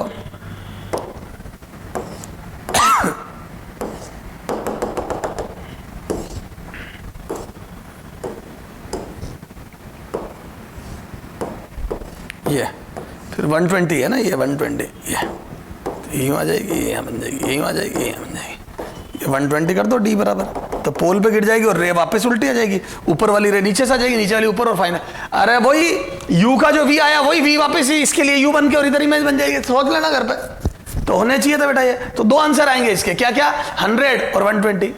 अब ये x क्या हो कि इमेज इस d पे डिपेंड नहीं कर, मतलब ये कहीं पे भी हो, है ना, तो मैं बोल दूं क्या, ऐसा होने के लिए तो रे पैरेलल गिरनी चाहिए मिरर पे, क्योंकि मिरर सॉरी मतलब प्रिंसिपल एक्सिस के पैरेलल जानी चाहिए ताकि मिरर पे परपेंडिकुलर गिरे। अब मिरर तेरी मर्जी हो जा रखते, रे वापस आ जाएगी टकरा टकरा के। सर ये तो बात बिल्कुल सही बोल रहे हो आप, तो मैं बोल दूं ये फिर से रिट्रेस वाली बात आ गई। क्लियर है, तो मैं क्या बोल दूं, ये फोकस होना चाहिए, तो सॉल्यूशन में डायरेक्ट लिख दूं x should be focus, x is equal to f, तो x बराबर आ जाएगा 10 सेंटीमीटर। लेंस के फोकस पे रख दो, रे पैरेलल हो जाएगी प्रिंसिपल एक्सिस की और मिरर पे परपेंडिकुलर गिर जाएगी। अब तेरी मर्जी हो जहां ले जा मिरर, कोई फर्क नहीं पड़ता, इमेज वहीं की वहीं बन जाएगी। सर मजा आ गया, ये बेहतरीन क्वेश्चन बेटा। तो सर ये तो सब हम कर लेंगे, कोई दिक्कत नहीं, ठीक है, चलो। तो सर ये सारी बातें तो हमारे समझ में आ गई, ठीक है, चलो। ठीक सर। तो ये कुछ क्वेश्चन हो गए जो लेंस प्लस मिरर कॉम्बिनेशन को आपको बहुत अच्छे से समझा देंगे। अब आप आराम से मॉड्यूल कीजिए। अच्छा सर, एक थिक लेंस का करा दो, जेई लेवल का क्वेश्चन करा देते हैं। एग्जाम्पल 109 देख लेता हूँ, तुम्हारा मॉड्यूल में कहीं दिया तो वही ले लेता हूँ, नहीं तो फिर मैं मेरी मर्जी से बना के दे देता हूँ।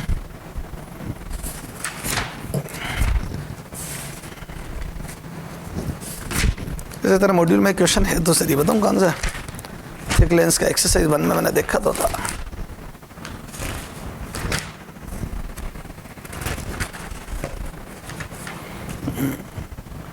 है ना, एक्सरसाइज 1 का क्वेश्चन नंबर, एक्सरसाइज 1 का क्वेश्चन नंबर 41 ही है ना।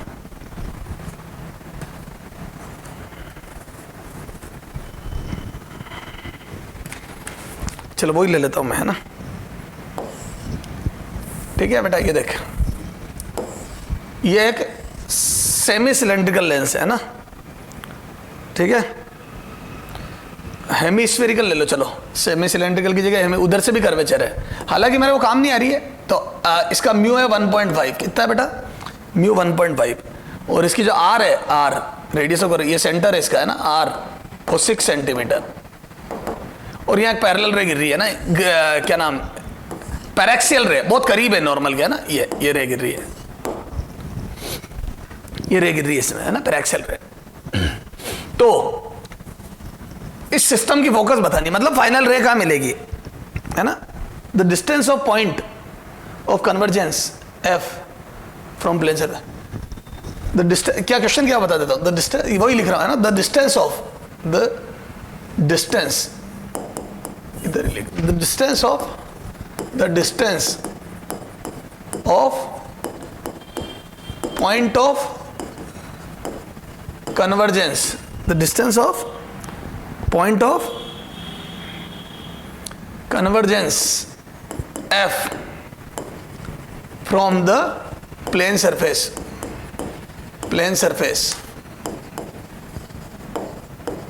of hemisphere is है ना। तो ये सारी रे के कन्वर्जिंग का डिस्टेंस कितना होगा फ्रॉम हेमिस्फीयर, है ना। तो 2 रे ले लेते अपन,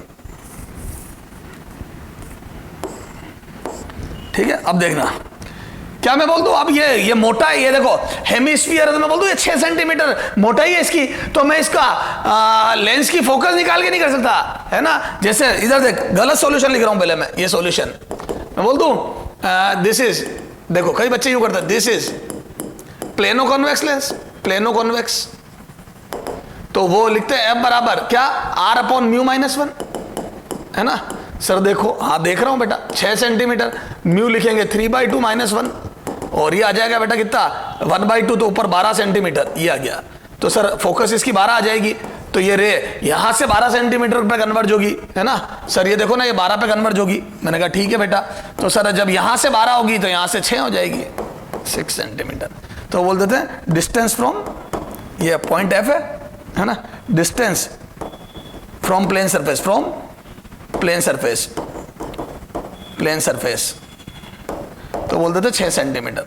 क्लियर है, ये 6 सेंटीमीटर गलत है सब, है ना। ये आंसर इसमें नो डाउट ऑप्शन में 6 है, लेकिन आंसर 6 नहीं है, नहीं 6 है भी नहीं, सॉरी, है ना, 6 तो है भी नहीं, तो ये 12 आया, गलत है। सर क्यों गलत है ये 6, बताता हूं। क्योंकि आपने ये lens formula, you can't apply this formula, ये फॉर्मूला तभी लगता है जब, याद अपने डेरिवेशन में डी नेग्लिजिबल किया था, याद आया, सेपरेशन, वो जो पहली सरफेस से डिस्टेंस थी वो दूसरी से ली थी, याद है, v1 प्लस डी को v1 लिखा था, देख पीछे डेरिवेशन में जाके, और तभी तो 1/f बराबर μ2/μ1, और उसी से तो f निकला था। वी कांट अप्लाई, क्यों नहीं apply sir, lens is not thin, यहां पे लिखो लेंस इज नॉट थिन, ठीक है। तो लेंस थिन भी होना चाहिए और सराउंडिंग सेम होना चाहिए, 2 बातें थी उसमें। सर बात तो सही करो, तो सर आप करेंगे कैसे, बेसिक से, है ना। तो मैं बोल दूं ये यहाँ पे अब सॉल्यूशन होएगा फ्रॉम बेसिक, ये आ जाओ वापस से बनाओ डायग्राम, ये hemisphere, this is C, this is parallel ray, ये है ना पैरेक्सियल है, ये नॉर्मल, ये ठीक है। तो ये म्यू 3/2 और ये r 6 सेंटीमीटर, ठीक है। आ जाओ, तो मैं बोल दूं यूजिंग, बिल्कुल बेसिक से, using refraction from cursor, refraction या यूजिंग, सीधा फॉर्मूला लिखना यार, इतनी रामायण का टाइम है क्या अपने पास? यूजिंग क्या, μ2 by v minus μ1 by u is equal to μ2 minus μ1 by r for first surface, है ना, फॉर फर्स्ट सरफेस, ठीक है। पहली सरफेस के लिए फॉर्मूला यूज करो, बोलो μ2 3/2 v माइनस μ1 1 अपॉन u बोलो u infinite is equal to 3/2 minus 1 upon r कितना है 6 सेंटीमीटर, ये r बराबर +6, तो यहां से 6 सेंटीमीटर कितना जाएगा 1 बाई इनफाइनाइट 0, तो ये 2 से घटा 3 बार 1/2 या 1/2, रुक जाओ v बराबर आ जाएगा कितना रे 18 सेंटीमीटर, अरे 18 आ रहा है यार, वो देखो ना 1/2 यहां से आएगा 6 3 18, तो v बराबर 18, तो मैं बोल दूं ये 18 पे जा रही है रे, ये लेकिन जाने से पहले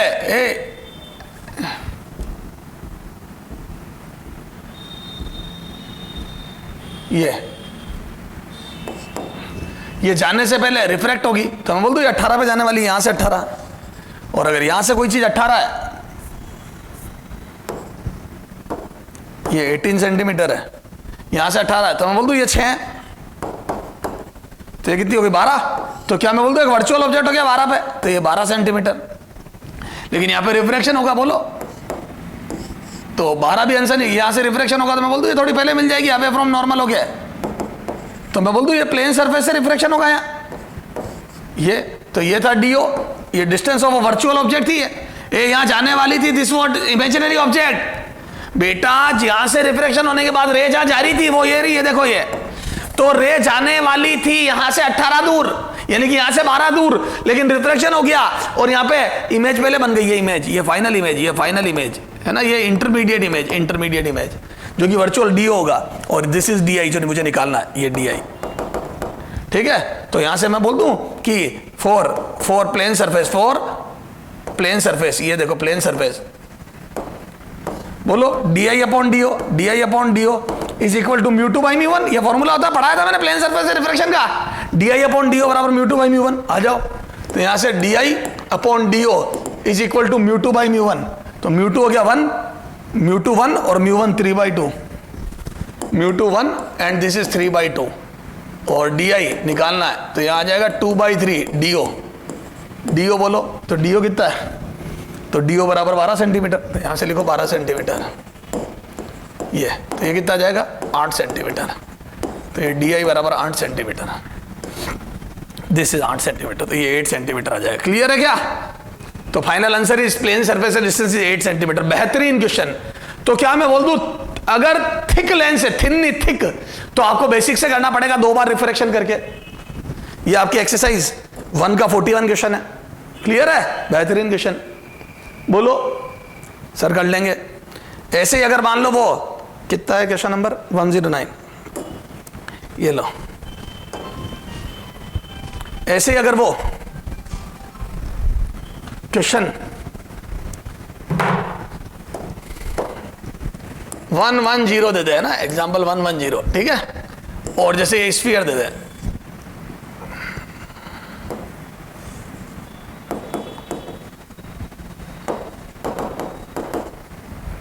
ये पैरेलल रह गिरा है ये, और फाइनल इमेज की बात करें तो भी हम कर लेंगे, क्लियर है क्या, बोलो, तो फाइनल इमेज का बनेगी तो भी हम कर लेंगे। सर कैसे कर लेंगे, 2 बार रिफ्रैक्शन कर लेना, पहली सरफेस से दूसरी सरफेस से, पहली सरफेस से जो इमेज बनेगी उसकी डिस्टेंस फिर यहां से लेनी है, तो ये 20 घटाना मत भूलना, कर लोगे तो सर कोई समस्या नहीं है, ठीक है भाई, ट्राई करना कोई, ठीक है, न्यूमेरिकल डेटा, मेरा कोई एम ये क्वेश्चन कराना नहीं, मेरा एम भी ये समझाना कि ये ठीक है, मतलब ये ठीक है। अच्छा, इसका μ 3/2 और बाहर एयर है, तो it will behave like converging lens, कैसा बिहेव करेगा, कन्वर्जिंग। ऐसे अगर पानी के अंदर एयर बबल होगा तो मान लो सराउंडिंग बारी है पानी 4/3 और एयर बबल का μ1, तो वो डाइवर्जिंग की तरह बिहेव करेगा, तो ध्यान रखना, पानी के अंदर air bubble will behave like diverging lens, ये will behave like diverging lens, और ये कन्वर्जिंग की तरह बिहेव करेगा, it will behave like finally converging lens, ठीक है, वो देख लेना, तो ध्यान रखना, ये थोड़ी सी इंपॉर्टेंट बात है ना। मेरा एम ये क्वेश्चन कराना नहीं, मेरा एम ये बताना है कि ऐसे क्वेश्चन हम कर लेंगे, ठीक है। चलो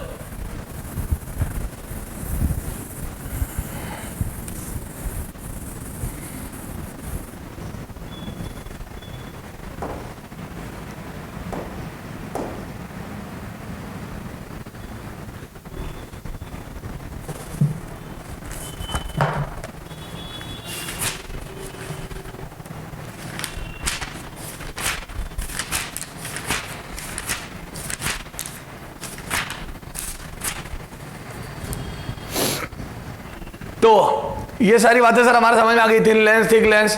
अच्छा एक सर आपने है ना स्कैटरिंग तो अपन ने बाद में पढ़ी थी है ना, वो पढ़ ली थी। एक प्रिज्म अपन ने पढ़ा था, बिल्कुल पढ़ा था सर। अपन ने जो फिनोमिनन पढ़े, सुनना ध्यान से, तो फिनोमिनन में मैंने आपको क्या क्या बता दिया था बेटा। तो फिनोमिनन में जो बातें हमने पढ़ ली वो बता देता हूं। क्या, कोइन का ऊपर उठा हुआ दिखाई देना, ट्विंकलिंग स्टार वाला, ठीक है। सनसेट और सनराइज होने से पहले और बाद तक नजर आना, सनसेट और सनराइज होते हैं थोड़ा सा रेडिश नजर आना, स्काई का ब्लू नजर आना, ब्रिलियंस ऑफ डायमंड, ठीक है, ऑप्टिकल फाइबर और ऑब्स्टकल की रेडियस, ताकि अंदर बल्ब की इमेज नहीं दिखे, फिश के लिए वो सर्कल की रेडियस, ठीक है, ये सारी पढ़ ली थी। रेड कलर के सिग्नल या वो क्यों बनाए जाते हैं ये भी पढ़ लिया था। अब देखो एक सम फिनोमिनन है ना, ठीक है, फिनोमिनन, ठीक है, जो रह गए थे है ना, आपको लिखना वहीं पे बैठा जाए, ठीक है, नहीं तो पेज लगा देना वहां पे, क्योंकि उस समय अपन ने स्कैटरिंग वगैरह नहीं पढ़ी थी इसलिए अपन, ठीक है। चलो आ जाओ। अब देखो रोटेशन ऑफ इमेज है ना, rotation of image by 90 degree and 180 है ना, बाय प्रिज्म, है प्रिज्म है ना। तो प्रिज्म से इमेज का 180 और 90 डिग्री पर रोटेशन, ठीक है। चलो आ जाओ। देख बेटा, अगर मैं एक प्रिज्म को यूं रख दूं, समझना ध्यान से है ना,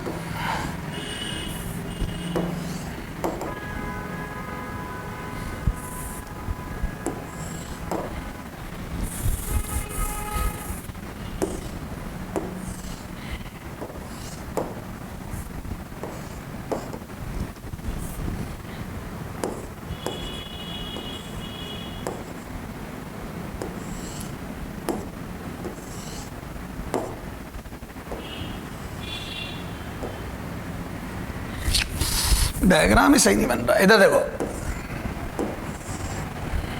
अब ठीक है ना। ये 45 डिग्री बेटा आइसोसाइल्स, राइट एंगल आइसोसाइल्स प्रिज्म है ना, ये 45, और इसका म्यू 1.5 है ना। म्यू कितना है 1.5, और म्यू 1.5 के लिए, म्यू 1.5, म्यू इक्वल टू 1.5 के लिए थीटा सी 42 डिग्री के आसपास होता है। ध्यान रखना, ये 42 डिग्री के आसपास होता है ना, ये रटा हुआ होना चाहिए इधर है। अब देखो, जब मैं प्रिज्म के सामने एक ऑब्जेक्ट ए भी रखूंगा तो क्या मैं बोल दूं इससे आने वाली रे यूं जाएगी,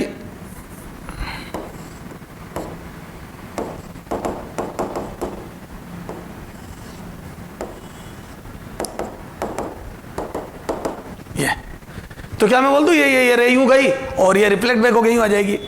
अच्छा ये नॉर्मल,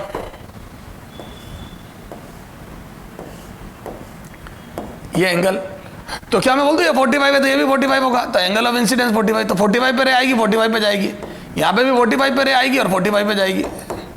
तो ये रे आई और ये परपेंडिकुलर चली गई, तो रे आई और परपेंडिकुलर चली गई। क्लियर है क्या? अब जो रे, तो यहां पे देखो पहली सरफेस पे कोई रिफ्लेक्शन हुआ नहीं, तो ये एंगल 45 है, तो ये याद है R1 अगर 0 हो जाता है, R1 बराबर 0 तो R2 बराबर A हो जाता है, या R2 बराबर A बराबर 45, तो ये 45 पे गिरी और 45 पे आने वाली रे TIR करेगी क्योंकि it is greater than theta c, R2 is greater than theta c क्योंकि R2 बराबर 45 डिग्री है और थीटा सी 42 डिग्री है, तो 45 पे यहाँ TIR हो जाएगा। बेटा ये निकाल लेना ना, 1.5 साइन थीटा सी बराबर 1 कर देना, म्यू साइन 1 साइन 90, तो ये थीटा सी बराबर 42 डिग्री आता है, याद कर लो। अरे यार 1.5 sine theta C is equal to 1 करके सोल्व करो ना, तो साइन क्रिटिकल एंगल निकालना सिखाया था ना मैंने। 1.5 ये कर लेना 2/3, और 2/3 से कितना आता है 0.67, और इसको सोल्व करना 42 डिग्री आएगा, कर लेना, साइंटिफिक कैलकुलेटर से ये याद रखना है। कांच एयर, ग्लास एयर के लिए म्यू सॉरी थीटा सी 42 डिग्री होता है, ग्लास एयर सरफेस के लिए थीटा सी 42 डिग्री होता है, तो 45 पे TIR होगा, और जैसे ये TIR होगा 45 पाई 45 पर परपेंडिकुलर, तो यहां से 90 डिग्री पे निकल जाएगी, R2 फिर से 0 हो जाएगा यही, तो ये तो मैं बोल दूं ये इमेज यूं हो जाएगी, तो देख लो 90 डिग्री पे, तो आपके मोबाइल में जो इमेज आती है उसको अपन नहीं करते ना रोटेट बाय 90 डिग्री, यूं आती तो याद है यूं, तो इमेज देखनी है तो यूं कर लेते हैं ये, ठीक है। चलो आ जाओ, अब 180 से रोटेशन करते हैं, अच्छा 180 से रोटेशन दे देगा,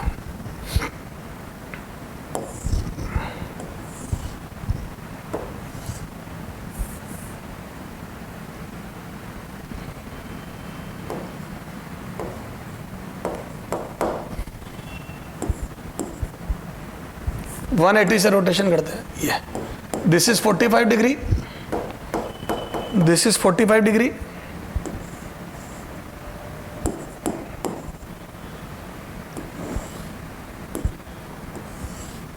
ये तो बोल दो ये रह गई है ना, एक अब इसी प्रिज्म को मैंने ऐसे रख दिया तो ये रह गई, यहां से TIR होगा, ये तो ये वही यहां पे रह गिरी,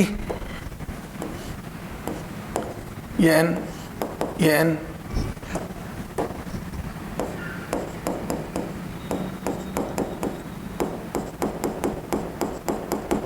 ये तो यहां से TIR, ठीक है, फिर वापस रहे यहां गिरी,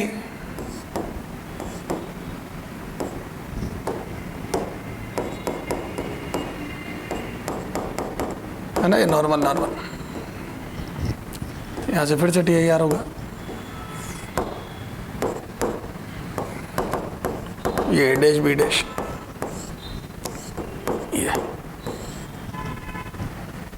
तो रह गई यहां TIR एक बार और फिर यहां दो, तो मैं बोल दूं 2 TIR हो गए, TIR 1 and this is TIR 2, क्योंकि दोनों बार रहे 45 पे गिरी and this is greater than theta c, तो मैं बोल दूं यहां पे एंगल ऑफ इंसिडेंस जो भी हुआ वो थीटा सी यानी कि 42 डिग्री से ज्यादा हुआ। अरे कांच के लिए मैंने बताया ना म्यू 1.5 के लिए 42, तो मैं बोल दूं यहां पे भी रहे R10 R2 45, तो यहां TIR हुआ, फिर यहां 45 पे गिरी फिर TIR हुआ, तो देख लो 180 से रोटेशन, तो ये बोल दूं rotation bye 180, rotation bye 180 degree, तो एक हुआ 90 डिग्री से रोटेशन, एक हुआ 180 डिग्री से रोटेशन, ये rotation bye 90 degree, rotation bye 90 degree, ये तो पहली बार 90 डिग्री से रोटेशन हुआ, दूसरी बार 180 से रोटेशन हुआ। समझ में आ गई क्या बेटा? तो प्रिज्म रे को 90 और 180 से रोटेट कर देता है, ठीक है। चले आगे। अच्छा, अब रेनबो की बात करते हैं अपन, ठीक है। तो स्कैटरिंग का फिनोमिनन है रेनबो, ठीक है। तो बोल दो रेनबो क्या हो गया, तो देखो बेटा थोड़ी सी इसमें रामायण ज्यादा है, सन की तरफ बेक करके नजर आता है, ठीक है। अब थ्योरी आपको लेना, तो ये सन की तरफ बेक करने पर नजर आता है। कई बार ऐसी छोटी छोटी बातें भी पूछ लेते हैं, तो अपन कोई बात छोड़ नहीं सकते। तो ये देखो, तो आपको रेनबो देखना है तो आपको सन की तरफ बेक करके खड़ा होना पड़ेगा। इधर क्या होता है, जब एटमॉस्फेयर में air drop trap, water drop trap हो जाती है एयर के अंदर, है ना, जैसे पत्तों पे, है ना, और थोड़ा सा वेपर, वाटर वेपर आ जाती है। तो ये देखो यहां पे क्या होता है बेटा, इलिप्टिकल। देखो बेटा कोई भी नेचर के अंदर बबल स्फेरिकल रह ही नहीं सकती, थोड़ी सी इलिप्टिकल होती है। क्या होती है बेटा? इलिप्टिकल, है ना। स्फेरिकल से अपन रेनबो नहीं बना पाएंगे, ये इलिप्टिकल। तो जब रे यहां गिरती है बेटा, तो there are 2 type of rainbow. तो पहले एक बार बेसिक समझते हैं ना, ये देखो पहले बेसिक समझते फिर मैं टाइप बताऊंगा। तो आप सन की तरफ देख, पहले छोटा छोटा बेसिक समझते, फिर तो सन की तरफ जब देख करके खड़े होते हैं हम, तो क्या होता है, ये वाटर ड्रॉप एयर के अंदर वाटर ड्रॉप ट्रैप हो जाती है, ये तो रे जाती है। जैसे ही व्हाइट लाइट रे के अंदर भाई सन से रे उधर चली गई और आप इधर मुंह करके खड़े हो, बैक सन की तरफ आपके बैक है, तो फिर आपको रे नजर कैसे आएगी? रे तो चली गई, कोई भेजेगा वापस। सर मिरर नहीं तो TIR भी तो हो सकता है, तो मिरर तो है नहीं सामने, तो TIR, तो वाटर ड्रॉप से TIR होता है। कैसे?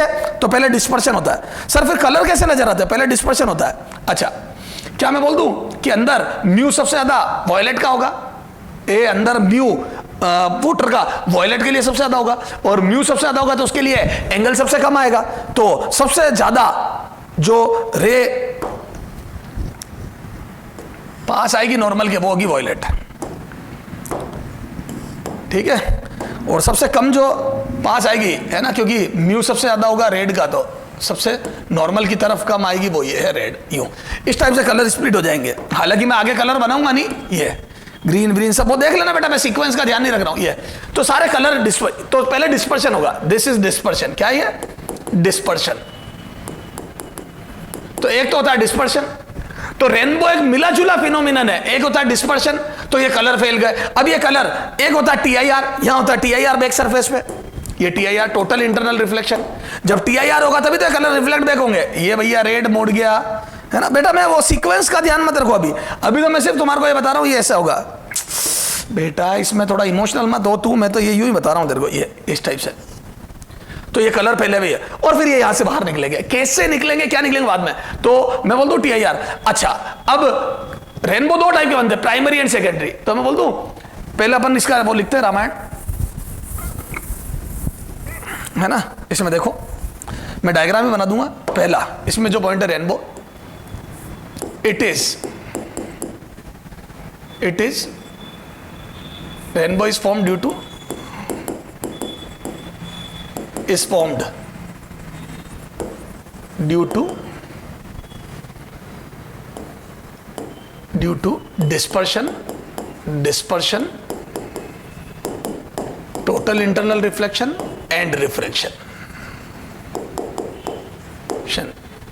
Rainbow is formed due to dispersion, तीन phenomena, dispersion, total internal reflection and refraction, है ना। या it is composite phenomenon of dispersion, total internal reflection and refraction, है ना। सन की तरफ इन रेनी सीजन, इन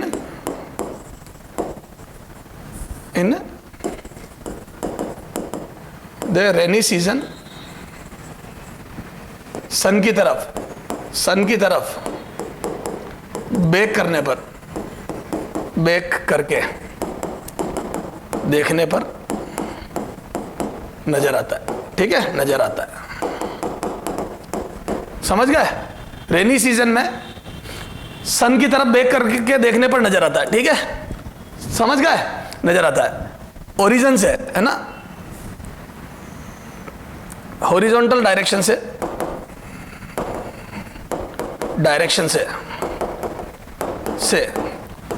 42, अभी अलग अलग लिखा होता है किताबों में, किसी में 42 डिग्री लिखा होता है, किसी में 50 से 54 डिग्री लिखा होता है। इसमें बड़ा कंफ्यूजन है ना। अपन तो आपके मॉड्यूल में जो लिखा वही लिख लेते ताकि अपन क्या डबल बातें नहीं हो, ठीक है। ये देखो इसे लिखा भी नहीं होगा मेरे हिसाब से, तो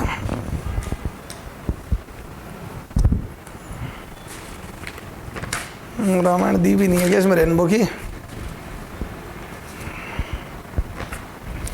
अपन एक काम करते ना, इससे बचे तो मैं बोल दूं क्या, ये एंगल एट आई रेनबो का, तो it is a colourful geometry, है ना। कलर या यूं लिखो एंगुलर डिस्पर्शन, है ना, angular dispersion, angular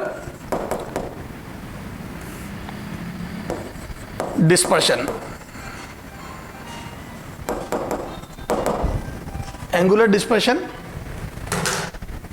is 2 to 3, या एंगल एट आई कर दो, एंगल एट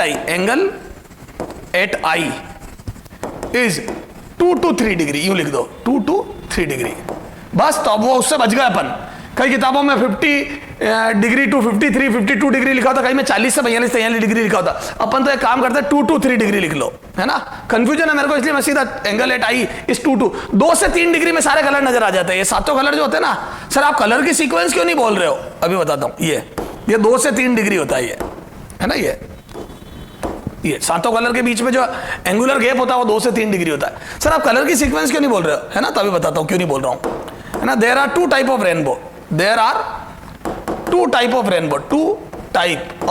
रेनबो,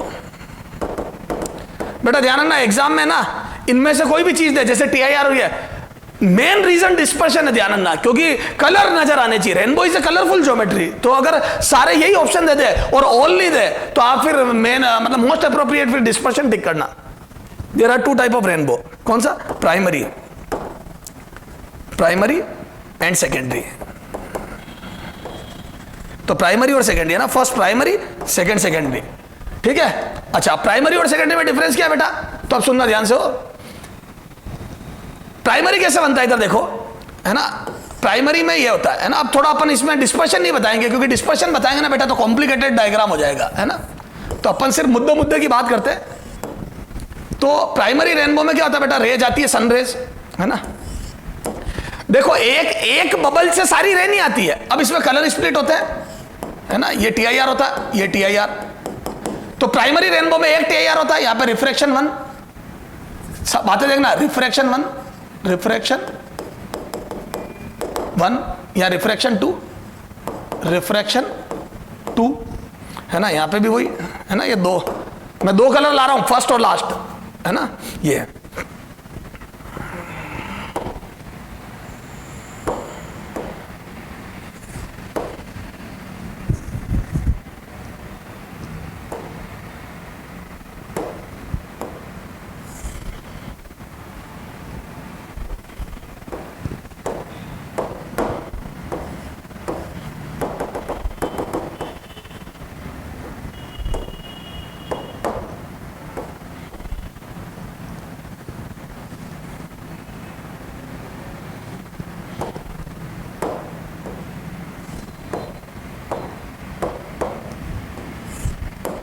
ये तो मैं बोलूं इसकी वॉयलेट उधर चली गई, इसकी रेड नीचे चली गई, तो रेड का झुकाव ज्यादा है ये, तो मैं बोल दूं ये विबग्योर। तो नीचे से ऊपर सीक्वेंस विबग्योर होती है। ऐसे अलग अलग कलर आते रहेंगे, है ना। और ये एंगल 2 to 3 डिग्री होगा, ये this angle is 2 to 3 degree. ये रेनबो, ऐसे सातों कलर। तो मैं बोल दूं प्राइमरी रेनबो में एक TIR होता है और दो रिफ्रैक्शन होते हैं, है ना। तो प्राइमरी रेनबो में एक TIR, दो रिफ्रैक्शन होता है और नीचे से ऊपर विबग्योर होता है। क्लियर है। तो ये कलर सीक्वेंस क्या होती है बेटा, विबग्योरियम,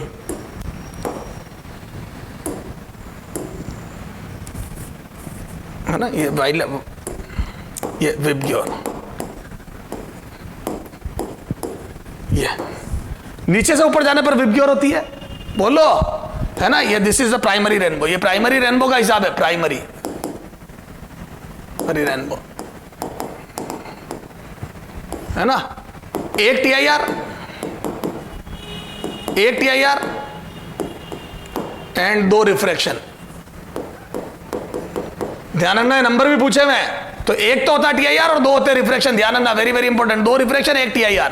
डिस्पर्शन तो होता ही अंदर, मैंने अंदर डिस्पर्शन नहीं बनाया। ऊपर से रेड कलर आता है और नीचे वाला वॉयलेट कलर होता है, मतलब नीचे से ऊपर जाने पर विबग्योर नजर आता है। क्लियर है। सेकेंडरी रेनबो देखो बेटा, ध्यान रखना, सेकेंडरी रेनबो, सेकेंडरी रेनबो, ठीक है। इसमें देखो ये कैसे बनता है, इधर देखना हो,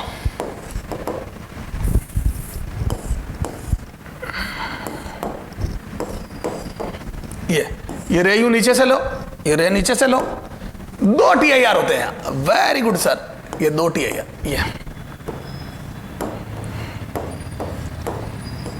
दो TIR, है ना। TIR 1, TIR 2, TIR 1, TIR 2, ठीक है। और यहां पे कलर की सीक्वेंस, वॉयलेट ऊपर से आता है और रेड नीचे से आता है, यहां वॉयलेट नीचे चला जाता है और वहां पे रेड ऊपर रह जाता है। ये तो अलग अलग, ध्यान है ना, रेनबो में एक बबल से सारी कलर नहीं आते हैं, इतनी डिस्टेंस होती है, वो तो पता नहीं कहीं जाते हैं। तो अलग अलग मल्टीपल बबल्स ही होती है, ध्यान रखना, एक इंपॉर्टेंट बात। और वही 2 से 3 degree angle, 2 to 3 degree. Clear है। This is secondary rainbow. दो TIR होते हैं, दो रिफ्रैक्शन होते हैं और कलर की सीक्वेंस ऊपर से नीचे विबग्योर होती है, ऊपर से नीचे विबग्योर, विबग्योर, विबग्योर, ऊपर से नीचे विबग्योर, दिस इज विबग्योर। ऊपर से नीचे आने पर विबग्योर होती है, ठीक है। और सेकेंडरी रेनबो में दो TIR एंड दो रिफ्रैक्शन, तो दो TIR और दो रिफ्रैक्शन। क्लियर है। तो सेकेंडरी रेनबो में दो TIR दो रिफ्रैक्शन होते हैं, प्राइमरी रेनबो में एक TIR दो रिफ्रैक्शन होते हैं। कलर सीक्वेंस उसमें नीचे से ऊपर विबग्योर होती है, इसमें ऊपर से नीचे विबग्योर होती है। क्लियर है। बताओ कौन ज्यादा इंटेंस होगा। तो क्या मैं बोलता हूं इसमें दो TIR हुए तो रे भाई हर जगह टोटल इंटर रे बाहर भी तो जाती है। तो primary rainbow are more intense than secondary, primary rainbow are more intense than secondary, primary rainbow, primary rainbow is more intense than secondary, secondary, ध्यान रखना सेकेंडरी से प्राइमरी रेन बहुत ज्यादा इंटेंस होता है, क्योंकि इनमें 2 TIR होने से थोड़ा सा होता है ना, रे लूज हो जाती है, इंटेंसिटी लूज हो जाती है। क्लियर है? कलर सीक्वेंस ध्यान रखना बेटा, किसमें कौन सी होती है, वेरी वेरी इंपॉर्टेंट। तो एक तो कलर सीक्वेंस, एक नंबर ऑफ TIR और एक इंटेंसिटी। क्लियर है? ये सेमी सर्कल नजर आता है, मतलब सेमी सर्कल तो नहीं बोल सकता आप, ठीक है, अर्धचंद्राकार। चलो समझ में आ गई बेटा ये? तो मेरी तरफ से ये 100% चैप्टर कंप्लीट हो गया। क्लियर है? अब अपन आगे बात करेंगे बेटा आई डिफेक्ट और ऑप्टिकल इंस्ट्रूमेंट की। ओके ओके, धन्यवाद।